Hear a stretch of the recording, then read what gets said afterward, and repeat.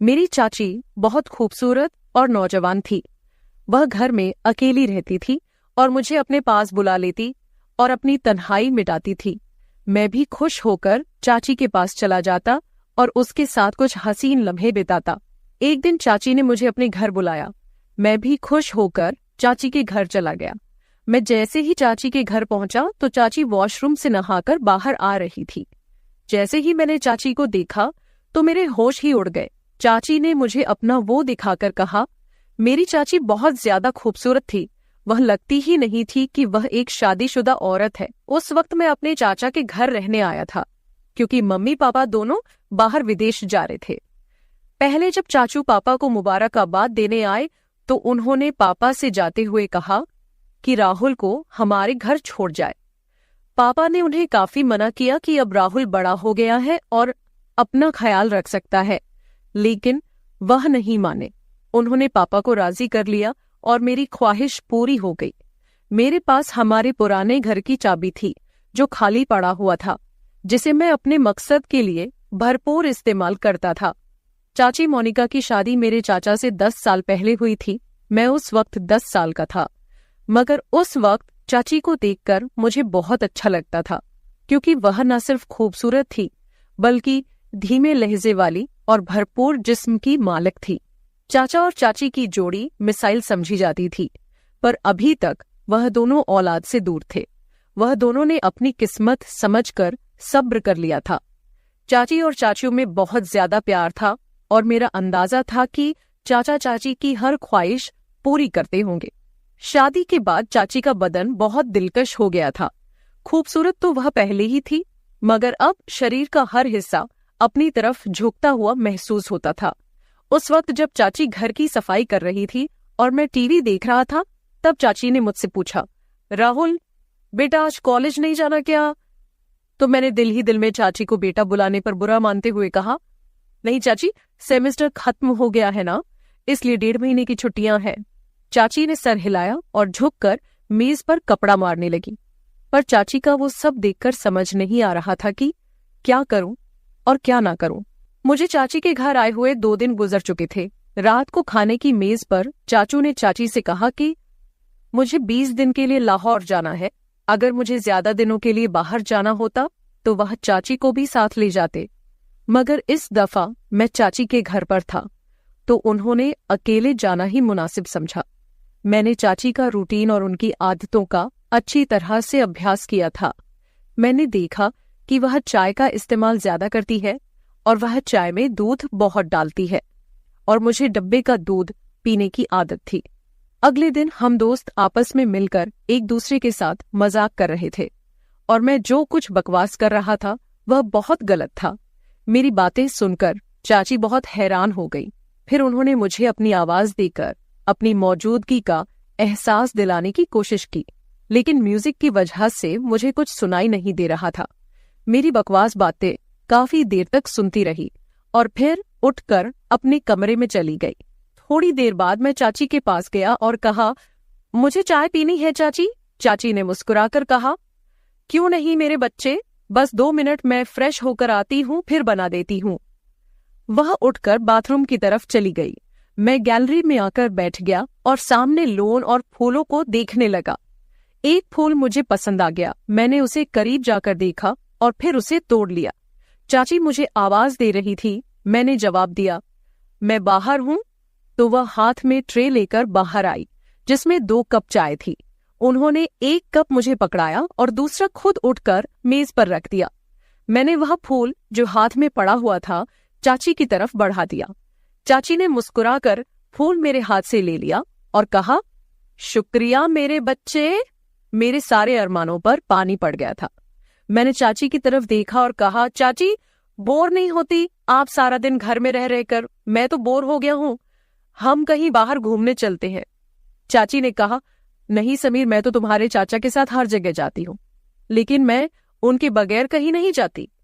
मैं खामोश होकर चाय पीने लगा। रात के खाने के बाद मैंने एक मूवी लगाई और बैठकर देखने लगा। चाची भी मेरे पास आकर बैठ गई और मूवी देखने लगी। चाची ने जब देखा कि यह वही बकवास हो रही है जो मैं दोपहर को गेम खेलते वक्त कर रहा था, तो उन्होंने कहा, अच्छा तो ये सारी बकवास बातें तुमने यहाँ से सीखी है। वह बोली, बेटा ये तो बहुत गलत बात है, तुम बहुत ही गलत भाषा इस्तेमाल करते हो। शर्म से मेरे पसीने छूट गए। चाची ने फिर से कहा कि मैं तुम्हारे पापा से बात करूंगी कि तुम पर नजर रखे, तुम हाथ से निकलते जा रहे हो। मैंने नजर उठाकर देखा और चाची से कहा, गलती हो गई चाची, मुझे माफ कर दे, पर क्या करूं, सभी लड़के इसी तरह की मूवी देखते हैं, मुझे भी उन्हें जवाब देना होता है, तो इस तरह की बातें मुंह से निकलती हैं। मेरी बात सुनकर चाची हंसने लगी और बोली कि डरो मत, मैं किसी से कुछ नहीं कहूंगी, मुझे पता है कि तुम लड़के किस तरह की बातें करते हो। अच्छा ठीक है, और कोई मूवी लगाओ, ये क्या लगाया हुआ है? तब जाकर मेरी सांस में सांस आई और मैंने चाची से पूछा कि चाची मैं कौन सी मूवी लगाऊं? उन्होंने कहा कि कोई इंडियन मूवी लगाओ। मैंने कोई इंडियन मूवी लगा दी। चाची मूवी देख रही थी और मैं चोरी चोरी चाची को देख रहा था। चाची ने अपनी एक टांग उठाकर दूसरी टांग पर रखी और सोफे की टेक और बाजू से लगकर आराम से बैठ गई। फिर मैंने भी अपनी एक टांग उठाकर अपनी दूसरी टांग पर रखी। मुझे लगा कि चाची ने मेरी इस हरकत को नोट किया है और उनके चेहरे पर हल्की सी मुस्कुराहट आ गई। मैं भी चाची की तरह दूसरे कोने पर बैठा हुआ था। फिर चाची ने मुस्कुराते हुए अपनी पोजीशन सही की और मैंने भी उनको देखा और सही होकर बैठने में ही बेहतर समझा। चाची हंसने लगी और बोली, राहुल तुम मेरी नकल उतार रहे हो? मैंने उनकी तरफ देखकर सर हिलाया तो उन्होंने थोड़ा सा गुस्सा करते हुए कहा, तुम मुझे क्यों तंग कर रहे हो? मैंने मुस्कुराकर कहा, आपको तंग करना मुझे अच्छा लगता है। वो बोली, क्यों? मैंने फौरन कहा, कितने दिन हो गए हैं, न किसी की डांट खाई है, न किसी से जूते, ऊपर से आप बहुत ही बोर हैं। मेरी बात सुनकर उनके माथे पर बल पड़े थे। उन्होंने कहा, राहुल क्या मैं वाकई बोर हूं? तो मैंने कहा, पता नहीं, अकेला रहकर मेरा क्या होगा? चाची ने मुस्कुराते हुए कहा, तुम्हें मार खानी है तो मैं देती हूं। वो मुझे कोई मासूम सा शरारती बच्चा समझ रही थी और यह बात मेरे फायदे की थी। शायद इसी तरह की फिजूल बातें करते करते चाची मुझे काफी नजदीक हो गई। जब रात के 11 बजे उनके मोबाइल पर चाचू का फोन आया, वह उठकर अपने कमरे में चली गई। मैंने भी थोड़ी देर मूवी देखी और टीवी बंद किया और अपने कमरे की तरफ जाने लगा। तभी मुझे चाची के कमरे से चाची की आवाज आई, यार बहुत मिस कर रही हूं आपको, पता नहीं कैसे गुजरेंगे ये दिन। पता नहीं दूसरी तरफ से क्या कहा गया, मगर जो बात चाची ने कही थी वो मेरे लिए किसी सरप्राइज से कम नहीं थी। सुबह मैं जल्दी उठा और फ्रेश होकर किचन की तरफ गया। किचन में कोई नहीं था। मैंने चाची के कमरे की तरफ जाकर देखा तो दरवाजा बंद था, यानी चाची सो रही थी। मैंने किचन में जाकर अपने लिए चाय बनाई और फिर कुछ स्लाइस गर्म करके मेज पर बैठकर नाश्ता करने लगा। मैं नाश्ता कर रहा था, तभी चाची के कमरे का दरवाजा खुला। वह बाहर निकली, मुझे देखकर थोड़ा सा शर्मिंदा होते हुए कहा, रात को नींद नहीं आई, बहुत लेट सोई थी, इसीलिए सुबह जल्दी नहीं उठ सकी। मैंने मुस्कुराकर कहा, कोई बात नहीं, आपको नाश्ता करना है, चलो आज आपका नाश्ता मैं बना देता हूं। वो बोली, तुम और नाश्ता क्या बात है? मैंने कहा, आप फ्रेश होकर आए, मैं नाश्ता बना देता हूं, फिर बात करेंगे। चाची ने सर हिलाया और मुस्कुराती दोबारा अपने कमरे में चली गई। तो मैंने कहा, चाची आपको नाश्ते में क्या पसंद है? चाची ने कहा, तुम जो भी बनाओगे मैं खुशी से खाऊंगी। मैंने दोबारा सर झुकाया और कहा, जैसे आपकी मर्जी, और मुड़कर किचन की तरफ गया। नाश्ता बनाकर किचन से आया और चाची को आवाज लगाई। चाची हॉल में आई और कुर्सी पर बैठ गई। मैंने कहा, चाची आपका नाश्ता तैयार है, और ट्रे उनके सामने रख दिया। चाची मेरी तरफ देखकर मुस्कुरा रही थी। चाची ने मेरे सर पर हाथ फेरा और मेरे बालों को खराब कर दिया। मैंने चाची का हाथ पकड़ लिया जो मेरे सर पर था और कहा, चाची आपने मेरे बालों का स्टाइल खराब कर दिया। चाची ने प्यार से मेरे गाल पर एक हल्का सा थप्पड़ लगाया और कहा, कुछ खराब नहीं हुआ, आराम से बैठो और नाश्ता करो। चाची ने नाश्ता किया और कहा कि राहुल तुम्हारा बहुत शुक्रिया, चलो हम दोनों पक्की दोस्ती करते हैं। आज बहुत दिनों के बाद मैं इस तरह हंसी हूं और इतना अच्छा नाश्ता किया है। मैंने मुंह बनाकर कहा, तो क्या हुआ चाची, क्या मैं आपका दोस्त नहीं हूं? चाची ने मेरे गाल पर चुटकी काटी और कहा, दोस्त हो पर कच्चे वाले, आज पक्की वाली दोस्ती करते हैं। मैंने अपने गाल मलकर कहा, यार आप आंटियों की तो ये बहुत गंदी आदत होती है, गाल ही लाल कर देती है।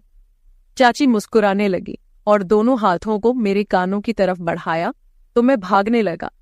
चाची हंसते हुए मेरे पीछे भागने लगी और कहा, रुक, तुम्हें मार लगाती हूं। मैं रुक गया और अपनी कमर पर हाथ रखकर सांस लेते हुए चाची के पास गया। चाची ने एकदम मेरे दोनों कानों पर चुटकी काट ली और हंसने लगी। मैंने रोने वाली शक्ल बनाते हुए कहा, आपसे तो कोई प्यार की उम्मीद ही नहीं है, आप बहुत बेरहम हो। चाची ने हंसते हुए मुझे देखा और जहां मुझे चुटकी काटी थी और वहां प्यार करने लगी और कहा, सॉरी यार। चाची मुझसे अलग हुई और कहा, अच्छा मैं चेंज करके आती हूँ, फिर मार्केट से कुछ सामान लेकर आना है, वह ले आते हैं। मैंने कहा, ठीक है, मैं भी चेंज कर लेता हूँ, शायद कोई लड़की मेरे जाल में फंस जाए और मेरे भी मजे हो जाए। चाची ने मुस्कुराते हुए एक थप्पड़ मेरी कमर पर लगाया और कहा, राहुल थोड़ी सी तो शर्म करो। मैंने हैरानी से कहा, किस चीज से? चाची ने कहा, अपनी इस तूफानी हरकतों से। मैंने कहा, यार जिंदगी में थोड़ा सा मजा भी होना चाहिए, वरना तो सारी उम्र आप मुझे किसी काम का नहीं छोड़ेगी। चाची को पहले तो मेरी बात समझ नहीं आई, मगर जब उनको समझ आया तो उन्होंने अपने पांव से जूती उतारी और कहने लगी, थोड़ी सी तो शर्म करो राहुल। मैं हंसकर अपने कमरे में चला गया।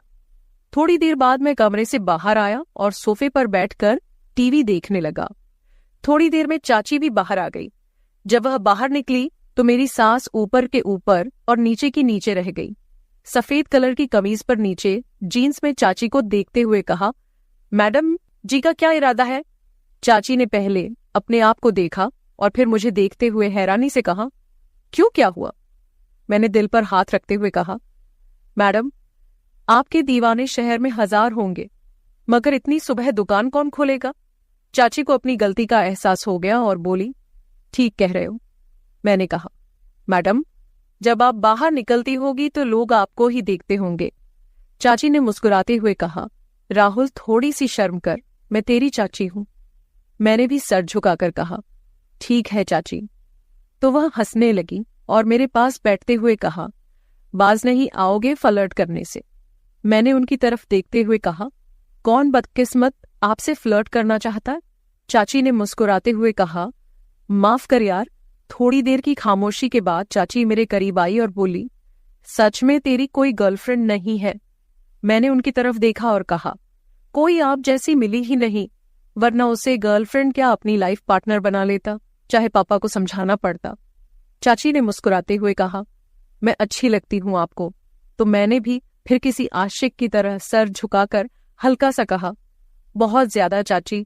चाची ने कहा, तू बाज नहीं आएगा। चाची ने कहा, राहुल दूध ले आओ, खत्म हो गया है। मैंने सर हिलाया और मार्केट की तरफ चला गया। वापस आकर दूध के बर्तन को फ्रीजर में रखा और चाची को बताने उनके कमरे में गया, पर सामने जो मंजर था वह पागल कर देने के लिए काफी था।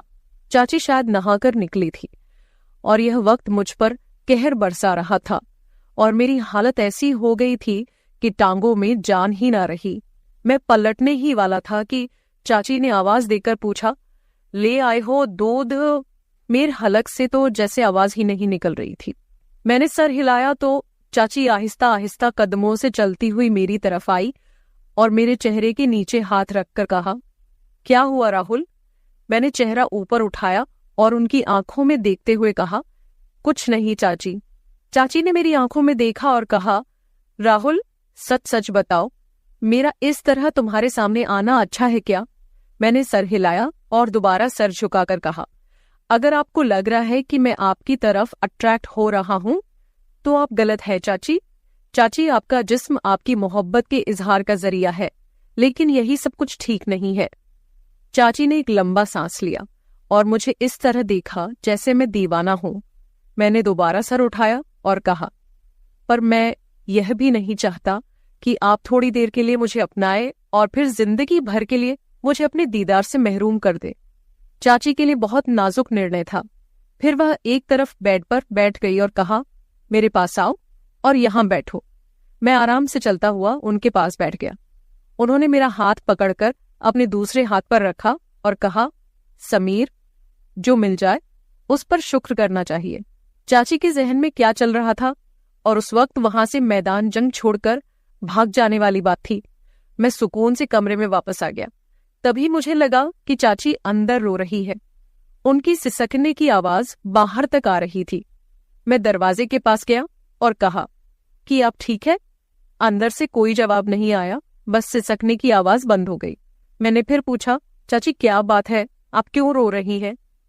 अंदर से आवाज आई, राहुल, मैं थोड़ी देर के लिए अकेली रहना चाहती हूँ, प्लीज अपने रूम में चले जाओ। मैंने कहा, ठीक है, आप ठीक तो है ना? चाची ने कहा, मैं ठीक हूं। मुझे कुछ समझ नहीं आ रहा था कि आगे क्या करना चाहिए। मैं जल्दी से वापस आ गया। फिर कुछ देर बाद चाची भी फ्रेश होकर बाहर आई और मुझसे माफी मांगने लगी। उस दिन के बाद से मैंने चाची का बहुत ज्यादा ख्याल रखना शुरू कर दिया, क्योंकि वह बहुत ज्यादा तन्हाई का शिकार हो गई थी और मुझसे प्यार करने लगी थी। मैंने फोन करके चाचू को वापस बुला लिया। चाची जवान और खूबसूरत औरत थी, इसलिए वह अपनी तन्हाई को मिटाने के लिए बहुत ज्यादा तरस गई थी। लेकिन यह शुक्र है कि हम दोनों में इस तरह का कुछ भी नहीं हुआ। कुछ दिन मैंने और चाची के घर गुजारे और फिर मेरे मम्मी पापा घर वापस आ गए और मैं अपने घर वापस चला गया। मेरा सभी लोगों को यही कहना है कि हमेशा घर में किसी के सहारे अपनी बहन या बीवी को अकेले छोड़कर ना जाए, क्योंकि अकेलेपन से जूझ रहा इंसान कभी भी गलत रास्ते पर जा सकता है। लिहाजा यह काम करने से पहले 1000 बार सोचे, क्योंकि आप लोगों के घर टूट सकते हैं।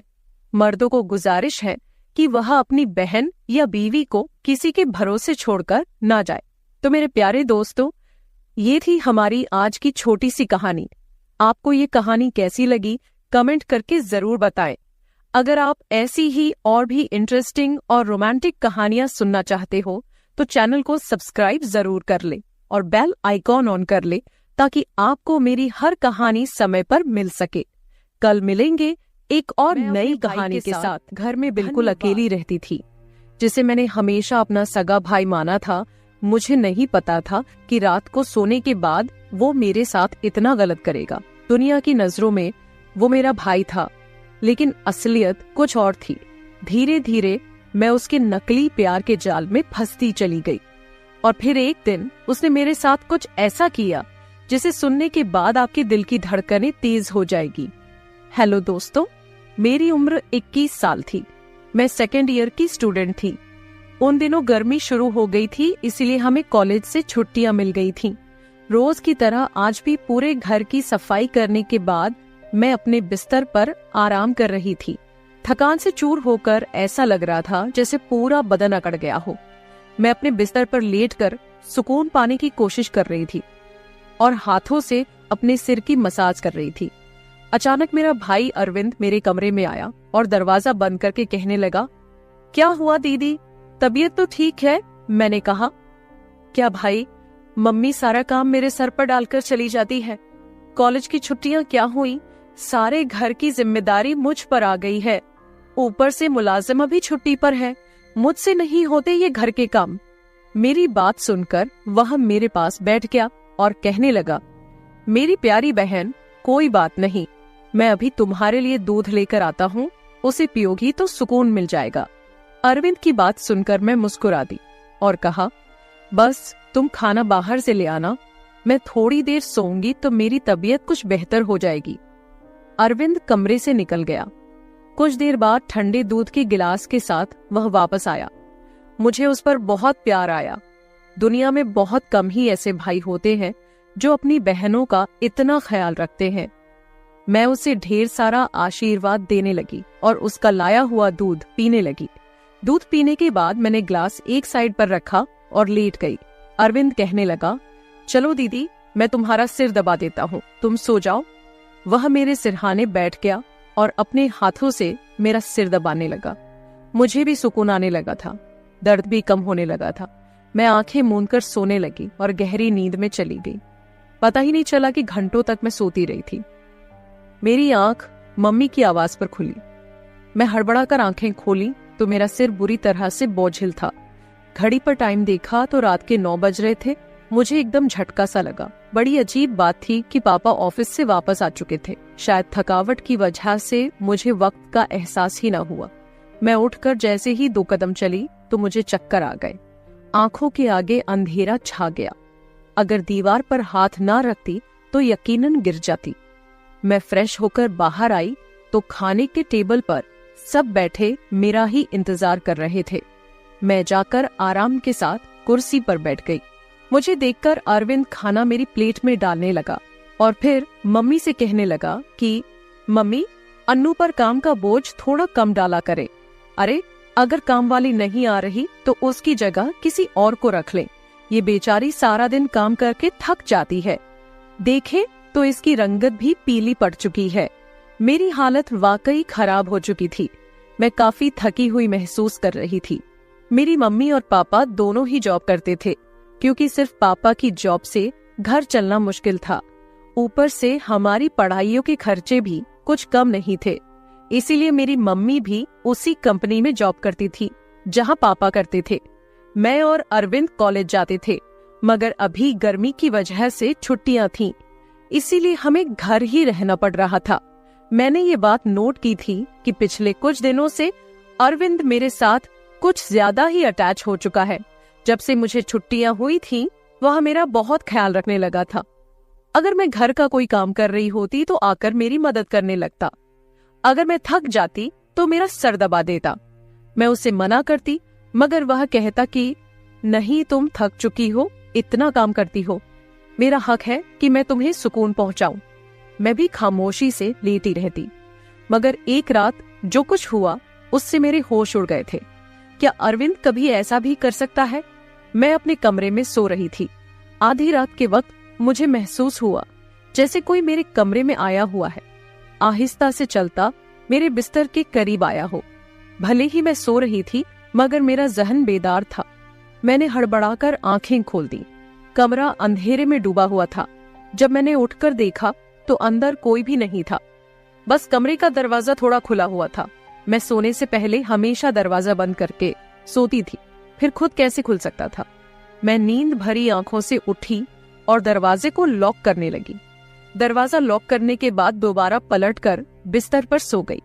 मेरी आंखें बंद होते ही एक बार फिर मुझे कदमों की आहट सुनाई देने लगी, जैसे कोई बिस्तर पर मेरे पास बैठ रहा हो।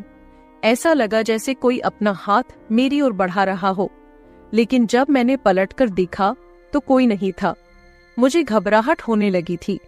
मैंने उठकर कमरे की लाइट ऑन कर दी और दरवाजा खोलकर भी बाहर देखा, मगर वहां पर भी कोई नहीं था।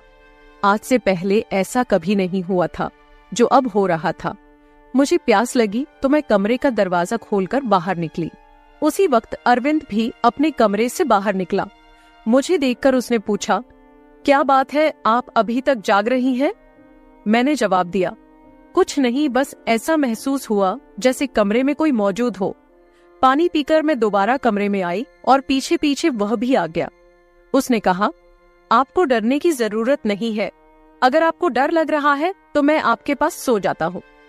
मैंने उसे मना करते हुए कहा, नहीं, तुम्हें अपनी नींद खराब करने की जरूरत नहीं है, तुम अपने कमरे में सो जाओ। लेकिन वह जिद करने लगा कि मैं आपको अकेला किसी भी हाल में नहीं छोड़ सकता। आपकी तबीयत खराब हो सकती है, मैं आपको तकलीफ में नहीं देख सकता। आप सो जाएं, मैं यही सो जाता हूँ।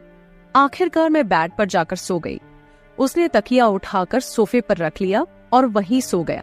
उस रात मुझे ऐसा महसूस हुआ जैसे कोई मेरे सरहाने बैठकर मुझे बहुत देर तक देखता रहा हो। उसने मेरे बालों को सहलाया, मेरे चेहरे पर उंगलियां फेरी और मैं सुकून से सो रही थी। मुझे सब कुछ एक सपने जैसा लग रहा था। अगली सुबह जब मैं उठी तो मेरा मूड बड़ा अजीब था, लेकिन जब मैंने अपने भाई पर गौर किया तो मैं हैरान रह गई। शुक्र था कि मैंने अपने आप को दुपट्टे से ढक रखा था। मेरी कमीज बेतरतीब हो चुकी थी। मुझे हैरत हुई, क्योंकि आज से पहले मैं कभी इस तरह आराम से नहीं सोई थी। आज मैं बहुत खुश महसूस कर रही थी। न जाने क्या वजह थी। मैंने उससे पूछा तो उसने कहा, मैं तो रोज ही इतना खुश होता हूँ। जिसको आप जैसी बहन मिल जाए वो क्यों ना खुश हो। घर के सारे काम निपटाकर जब मैं बैठी तो अरविंद तेल लेकर मेरे पास आ गया। कहने लगा, अनु दीदी, आप अपने बाल खोल दे, मैं आपके सर में मसाज कर देता हूँ। मुझे उसकी हरकतें अजीब लगती थीं। मैंने कहा, ये तुम्हारा काम नहीं है, जाओ अपने दोस्तों के साथ घूमो फिरो, मुझे मसाज की जरूरत नहीं है। मगर उसने मेरी बात नहीं मानी और खुद ही मेरे बालों से कैचर उतारकर कहने लगा, आप नखरे मत किया करें, किस्मत वालों को ही ऐसे भाई मिलते हैं। जब आपका भाई आपके खूबसूरत रेशमी बालों में मसाज करना चाहता है तो आपको क्या समस्या हो सकती है? आ जाइए, मैं आपके सर की मसाज कर देता हूँ, आपको बहुत सुकून मिलेगा। वहां मुझे उठाकर कमरे में ले गया। मैं बेड पर तकिया रख कर लेट गई। मेरे बाल बेड से नीचे लटक रहे थे। वह मेरे सरहाने बैठकर मेरे बालों की मसाज करने लगा। अरविंद मुझसे 4 साल छोटा था, मगर मुझे नाम से बुलाता था। कहता, आप इतनी प्यारी हैं कि आपको देखकर दिल करता है कि आप हमेशा इसी तरह मुस्कुराती रहे और मैं आपका लाभ उठाता रहूं। वह मेरे बालों की मसाज कर रहा था और उसके हाथों में जैसे जादू था। मुझे इतना मजा आया कि मैं नींद की वादियों में खोने लगी। तेल की खुशबू भी बहुत जबरदस्त थी। मैंने उससे पूछा, ये कौन सा तेल है? वह बोला, ये बहुत ही खास तेल है खास आपके लिए। आपके जो इतने हसीन बाल हैं ना, ये उन्हीं बालों के लिए बना है। उसकी बातें बहुत प्यारी थीं। मैं समझ नहीं पाती थी कि वह किस तरीके से बात कर रहा है। मसाज के दौरान ही मैं नींद में खोने लगी। कुछ देर बाद जब मेरी आंख खुली तो मेरा पूरा बदन दर्द से टूट रहा था। ऐसा लग रहा था जैसे मेरी टांगों पर बहुत ज्यादा वजन रख दिया गया हो। पूरे बदन में दर्द सरायत कर रहा था। मैं धीरे धीरे उठकर बैठी और आसपास देखने लगी। तब अपने भाई पर गौर किया। मैं पूरी तरह भीगी हुई थी, जैसे किसी ने मुझे नहला दिया हो। कपड़े गीले थे, पंखा बंद था और गर्मी थी। ये सब क्या हो रहा था? मैं बड़ी मुश्किल से बेड से उठी। मुझे चक्कर आ रहे थे, चलना मुश्किल हो रहा था। मैं अपनी हालत समझ नहीं पा रही थी कि यह सब क्या हो रहा है। बड़ी मुश्किल से चलकर बाथरूम गई और फ्रेश हुई। अपनी हालत पर गौर किया तो ऐसा लगा जैसे मैं सोई नहीं बल्कि कोई मेहनत वाला काम कर रही थी। जब मैं कमरे से बाहर निकली तो मुझे फुसफुसाने की आवाज आई। ऐसा लग रहा था जैसे कोई किसी से बात कर रहा हो। घर में मेरे और उसके अलावा कोई नहीं था। फिर वो किसके साथ बात कर रहा था? मैं पहले किचन में पानी पीने गई, मगर तब तक आवाज आनी बंद हो गई थी। मैं किचन के दरवाजे के पास खड़ी थी। जब वह बैठक से निकला, उसके हाथ में काफी पैसे थे, जिन्हें देखकर वह मुस्कुरा रहा था। मेरे माथे पर बल पड़े। अगले ही पल उसकी नजर मुझ पर पड़ी। मुझे देखकर कहने लगा, अन्नू, आप उठ गई। मैं चलते हुए उसके करीब आई। वह हड़बड़ाकर पैसे अपनी पैंट की जेब में डाल रहा था, मगर मैंने उसका हाथ पकड़कर उन पैसों को सामने लाकर कहा, इतने पैसे तुम्हारे पास कहाँ से आए? वह नजरें झुका चुका था। कहने लगा, आप प्लीज पापा को मत बताना। मैं ताज्जुब में थी कि उसने ये पैसे पापा को क्यों नहीं दिए। मैंने सख्ती से पूछा तो वह सहम गया। कहने लगा, ये पैसे तो पापा के एक दोस्त ने कई साल पुराने कर्ज के रूप में लौटाए थे। मैंने सोचा था कि इनसे मोबाइल लूंगा, लेकिन फिर उसने पैसे मुझे थमा दिए। मैंने कहा, हाँ तुमने अच्छा किया। घर के हालात देखो किस कदर खराब है। हमारे माँ बाप दोनों नौकरी कर रहे हैं और तुम मोबाइल लेने की बात कर रहे हो। वह शर्मिंदा था। मैंने वो पैसे रात को पापा को दे दिए थे। उस रात उसने मुझसे कोई बात नहीं की और जल्दी सोने चला गया। मैं अगले दिन किचन में काम कर रही थी जब अरविंद अपने दोस्तों के साथ घर में दाखिल हुआ। मैं जितनी हैरान होती उतना ही कम था, क्योंकि वह अपने दोस्तों को सीधा लाउंज में ही ले आया था। उस वक्त मैं दुपट्टा उतारकर बर्तन धो रही थी। जब वह सब हंसते हुए अंदर आए, मैंने तुरंत दुपट्टा ऊपर लिया और फिर अरविंद को समझाने लगी कि यह क्या तरीका है। तुम जानते हो इस वक्त मम्मी पापा घर नहीं है, फिर भी इन लोगों को घर ले आए हो। अरविंद कहने लगा, ये मेरा घर है। जब आपको मेरा ख्याल नहीं है तो मैं आपका ख्याल क्यों करूं? अच्छा खाना तैयार करो, मेरे बहुत खास दोस्त हैं। वह मुझसे काफी नाराज हो चुका था, मगर अब मैं क्या करती? खाना तो बनाना जरूरी था। मैं उसके दोस्तों के लिए खाना बनाने लगी तो वह बोला, खाना परोसने भी तुम खुद ही आओगी। मुझे अरविंद का रवैया हैरान कर रहा था। छोटी सी बात पर वह ऐसे कैसे बदल सकता था? मैंने खाना टेबल पर लगा दिया। मैंने गौर किया कि उसके दोस्त बार बार मुझे घूर कर देख रहे थे। वे सभी अरविंद की उम्र से बड़े थे और अजीब तरीके से घूर रहे थे, जैसे कच्चा ही खा जाएंगे। मैं अपने कमरे में बंद होकर रह गई। जैसे ही वे गए तो मैं अरविंद पर फट पड़ी कि दोबारा तुम्हारे दोस्त मुझे इस घर में नजर ना आए। मगर वह तो अगले ही पल मेरे गाल थामकर कहने लगा, इतना गुस्सा कहाँ से आता है? ठीक है, वो नहीं आएंगे दोबारा, मगर आप इस बारे में मम्मी पापा को कुछ नहीं बताएंगी। कैसा लड़का था ये, कभी प्यार जताने लगता तो कभी चिढ़ने लगता। मैंने हाँ में सर हिला दिया और अपने कमरे में चली गई। मुझे अरविंद की हरकतें कुछ मुश्किल सी लगने लगी थी, क्योंकि वह मुझे अजीब तरह से देखने लगा था। उस रोज भी जब मैं अपने कमरे में आराम करने के लिए सोई तो अचानक मुझे अपने पैरों पर किसी का हाथ महसूस हुए। मैंने बौखलाकर आंखें खोली तो अरविंद मेरे पैरों को अपनी गोद में रखकर मसाज दे रहा था। मैंने उसे ऐसा करने से मना किया, मगर वह कहने लगा, मैं जो कर रहा हूँ मुझे करने दे। इस घर में एक मैं ही हूँ जिससे आपकी इतनी फिक्र है। मम्मी पापा को तो काम से ही फुर्सत नहीं है। खैर, मैं भी थक चुकी थी। आंखें बंद की और सोने लगी। अरविंद के हाथों मसाज करवाने से मैं नींद की गहराई में खोने लगी थी, मगर जब मेरी आंख खुली तो मेरे होश उड़ गए। मेरा सर बुरी तरह चकरा रहा था। बिस्तर की चादर बिल्कुल बेतरतीब हो चुकी थी। बिस्तर पर एक शर्ट और एक मेल परफ्यूम पड़ा था। ये सामान किसका था? मैं तो कुछ भी बोल नहीं सकी। सर में इतनी तेज दर्द था कि मैं दोबारा बिस्तर पर गिर गई। ऐसा लग रहा था जैसे किसी ने मुझे बेहोशी की दवा पिला दी हो। मुझे पास में फुसफुसाहट सुनाई दे रही थी, मगर कौन बोल रहा था यह मैं पहचान नहीं सकी। मुझे तो बस अरविंद की आवाज सुनाई दे रही थी।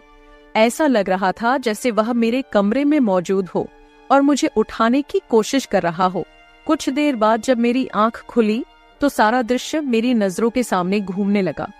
मैंने सबसे पहले बेड की तरफ देखा जहां शर्ट और परफ्यूम पड़े थे, मगर अब वहां कुछ भी नहीं था। आज फिर मेरी हालत बड़ी अजीब थी। मैं बच्ची तो नहीं थी जो यह सब कुछ समझ न पाती। घर में मेरे और अरविंद के अलावा और कोई नहीं था। फिर मेरे सोने के बाद ऐसा क्या होता था कि मेरा पूरा शरीर पानी से नहला दिया गया हो? सिर्फ इतना ही नहीं, मेरा शरीर दर्द से चूर था और रंगत भी बिल्कुल पीली हो चुकी थी। दिन ब दिन मैं कमजोर होती जा रही थी। उस दिन भी अरविंद मेरे करीब आने की कोशिश कर रहा था, मगर मैं बहाना बनाकर अपने कमरे में आ गई थी। दिमाग में अजीब से विचार आने लगे थे। तबीयत भी काफी खराब थी। मेरी हालत देखकर माँ भी परेशान होने लगी। उन्होंने कहा कि वे अगले दिन ऑफिस से छुट्टी लेकर मुझे डॉक्टर के पास ले जाएंगी ताकि पता चल सके कि मुझे क्या समस्या है। उस रात मैं बार बार उठ रही थी और ठीक से सो नहीं पाई। अगले दिन मेरे माता पिता हमेशा की तरह अपने काम पर चले गए थे। उन्हें शायद मेरी परवाह नहीं थी। मैं खुद ही डॉक्टर के पास गई, जहां अल्ट्रासाउंड में पता चला कि मैं पेट से हूँ। आखिर यह सब मेरे साथ कौन कर सकता था? अरविंद मेरा भाई था, लेकिन फिर मेरे दिमाग में यह बात आई कि मैं उसे सगा भाई समझती हूँ। बात ऐसी थी कि किसी से छिपी नहीं थी कि वो मेरा सौतेला भाई है। वह मेरी माँ की दूसरी शादी से है, जबकि मैं माँ की पहली शादी की औलाद हूँ। इस तरह की बातें मुझे गलत सोचने पर मजबूर कर रही थीं। समझ नहीं आ रहा था कि कैसे अपने माँ बाप को यह बात बताऊं। अरविंद मेरा सौतेला भाई जब मेरे पास बैठता तो कभी मेरा हाथ पकड़ता तो कभी मेरी गाल खींच देता। मैं बहुत परेशान हो चुकी थी कि मेरे साथ आखिरकार ऐसा कौन कर सकता है। फिर मैंने एक दिन अपने कमरे में मोबाइल का कैमरा फिट कर दिया। उस दिन हमारे माँ बाप घर पर नहीं थे। अरविंद फिर मेरे पास आया और मेरे सिर की मालिश करने लगा। मैंने बहुत कोशिश की कि न सोऊं, लेकिन तेल में शायद बेहोशी की दवा थी। जैसे ही मैं उसे सूंघी बेहोश हो गई। 1 घंटे बाद होश आया। माँ बाप भी घर लौट आए थे। जब मैंने कैमरे की रिकॉर्डिंग देखी तो जैसे पैरों तले जमीन खिसक गई। अरविंद मेरे कमरे में अपने उबाश दोस्तों को लाता था जो मेरे साथ बुरा बर्ताव करते थे। अपना काम पूरा करने के बाद वे अरविंद को पैसे देते और चले जाते। ये जानकर मैं टूट गई थी। मैंने कमरे से बाहर जाकर अरविंद का गिरेबान पकड़ा और थप्पड़ों की बरसात कर दी। मम्मी पापा भी आ गए और पापा ने गुस्से से मेरे हाथ पकड़ ली। होश में हो क्या, पागल हो गई हो, क्यों मार रही हो इसे? मैंने रोते हुए वीडियो दिखा दी कि यह जलील इंसान मेरे साथ क्या कर रहा था। वीडियो देखकर माँ फर्श पर गिर पड़ी। पापा को भी विश्वास नहीं हो रहा था। उन्होंने अरविंद को पकड़कर बहुत मारा। उसके मुंह और नाक से खून बह रहा था। अरविंद ने गुस्से में कहा, मैंने इसे कभी अपनी बहन समझा ही नहीं। मुझे पैसों की जरूरत थी। लोग इसके लाखों रुपए देने को तैयार थे। मुझे अपनी जरूरतें पूरी करनी थी, इसलिए मैंने यह कदम उठाया। मैं अपने कानों पर हाथ रखकर बस रोए जा रही थी। पापा ने उसे इतना मारा कि वो लहूलुहान हो गया, मगर जैसे तैसे खुद को उनसे छुड़वाकर घर से भाग गया और फिर कभी पलटकर उस घर में नहीं आया। मैं इस हादसे को मरते दम तक नहीं भूल सकूंगी। भाई वही होता है जो आपके सगे वाले देन से हो। किसी भी अनजान मर्द के सहारे अपनी जवान जहान बेटी को छोड़ना बहुत बड़ी बेवकूफी है, क्योंकि शैतान परस्त मर्द हर वक्त इस आड़ में रहते हैं कि कब किसी लड़की की इज्जत के साथ खिलवाड़ करे। तो मैं अपने तमाम देखने और सुनने वालों से यही गुजारिश करूंगी कि हमेशा अपनी बेटियों को पर्दे में ही रखें और कभी किसी भी अनजान मर्द के सहारे पे उन्हें अकेला न छोड़े। इस सारे मामले में आपको किसकी गलती लगती है? मेरे माँ बाप की जो पैसा कमाने के चक्कर में बच्चों से बिल्कुल बेफिक्र हो गए थे, या फिर मेरी जो अपने सौतेले भाई के साथ बिल्कुल अकेली इस घर में रहती थी और उसके ऊपर हद से ज्यादा विश्वास करती थी और उसे अपना सगा भाई समझती थी? अपनी राय कमेंट बॉक्स में जरूर दे और ये भी बताए कि आपको कहानी कैसी लगी। तो मेरे प्यारे दोस्तों, यह थी हमारी आज की छोटी सी कहानी। अगर आपको ये कहानी पसंद आई हो तो इसे लाइक करें और अपने दोस्तों के साथ शेयर करें। अगर आप ऐसी ही और भी इंटरेस्टिंग और रोमांटिक कहानियां सुनना चाहते हो तो चैनल को सब्सक्राइब जरूर कर ले और बेल आइकॉन ऑन कर ले, ताकि आपको मेरी हर कहानी समय पर मिल सके। कल मिलेंगे एक और नई कहानी के साथ। धन्यवाद।